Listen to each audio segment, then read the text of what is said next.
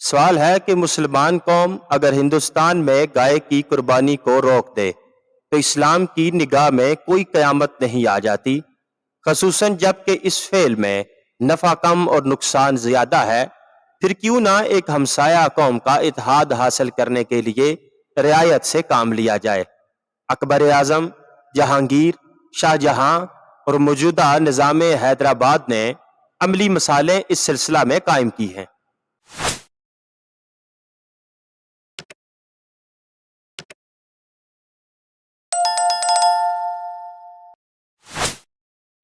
جواب ارشاد فرماتے ہیں، آپ نے جن بڑے بڑے اماموں کا نام لیا ہے، مجھے ان میں سے کسی کی تقلید کا شرف حاصل نہیں ہے۔ میرے نزدیک مسلمانوں نے ہندوستان میں ہندوؤں کو راضی کرنے کے لیے اگر گائے کی قربانی ترک کی ہے تو چاہے وہ کائناتی قیامت نہ آ جائے جس کا ذکر قرآن میں آیا ہے، لیکن ہندوستان کی حد تک اسلام پر واقعی قیامت تو ضرور آ جائے گی۔ افسوس یہ ہے کہ آپ لوگوں کا نقطہ نظر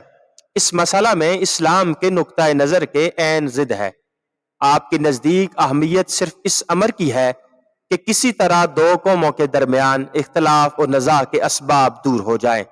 لیکن اسلام کے نزدیک اصل اہمیت یہ امر رکھتا ہے کہ توحید کا عقیدہ اختیار کرنے والوں کو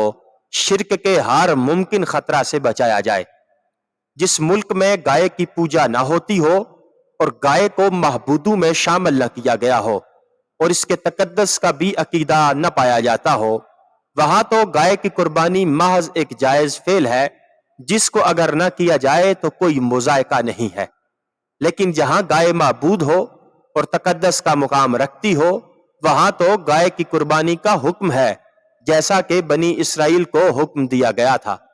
اگر ایسے ملک میں کچھ مدت تک مسلمان مصلحتاً گائے کی قربانی ترک کر دیں اور گائے کا گوشت بھی نہ کھائیں تو یہ یقینی خطرہ ہے کہ آگے چل کر اپنی ہمسایہ قوموں کے گاؤں پرستانہ عقائد سے وہ متاثر ہو جائیں گے اور گائے کے تقدس کا اثر ان کے قلوب میں اسی طرح بیٹھ جائے گا جس طرح مصر کی گاؤں پرست آبادی میں رہتے رہتے بنی اسرائیل کا حال ہوا تھا۔ پھر اس ماحول میں جو ہندو اسلام قبول کریں گے وہ چاہے اسلام کے اور دوسرے عقائد قبول کر لیں، لیکن گائے کی تقدیس ان کے اندر بدستور موجود رہے گی۔ اس لیے ہندوستان میں گائے کی قربانی کو میں واجب سمجھتا ہوں، اور اس کے ساتھ میرے نزدیک کسی نو مسلم ہندو کا اسلام اس وقت تک معتبر نہیں ہے جب تک وہ کم از کم ایک مرتبہ گائے کا گوشت نہ کھا لے۔ اسی کی طرف وہ حدیث اشارہ کرتی ہے جس میں حضور علیہ الصلوۃ والسلام نے ارشاد فرمایا کہ جس نے نماز پڑھی جیسی ہم پڑھتے ہیں اور جس نے اسی قبلہ کو اختیار کیا جو ہمارا ہے اور جس نے ہمارا ذبیح کھایا وہ ہم میں سے ہے۔ یہ ہمارا ذبیح کھایا دوسرے الفاظ میں یہ معنی رکھتا ہے کہ مسلمانوں میں شامل ہونے کے لیے ان اوہام اور قیود اور بندشوں کا توڑنا بھی ضروری ہے جن کا جاہلیت کی حالت میں کوئی شخص پابند رہا ہو۔